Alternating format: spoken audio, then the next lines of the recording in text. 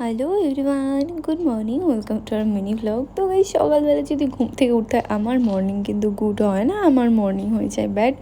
কিন্তু কী করা যাবে, যেহেতু আজকে আমার বর কলকাতায় যাওয়ার কথা, তো তাই ও সকালবেলা উঠে রান্নাবান্নাটা কমপ্লিট করে নিয়েছিলাম, যেহেতু খাওয়া দাওয়া করে বেরিয়ে যাবে 11টার মধ্যে। তো গাইজ মেনুতে ছিল আলু ভাজা, এটা হচ্ছে পাঁচমিশালি তরকারি, আর এটা হচ্ছে কালকে মাটন ছিল, সেই মাটন। তো তারপরে খাওয়া দাওয়া করে গেছে, ও বেরিয়ে গেল।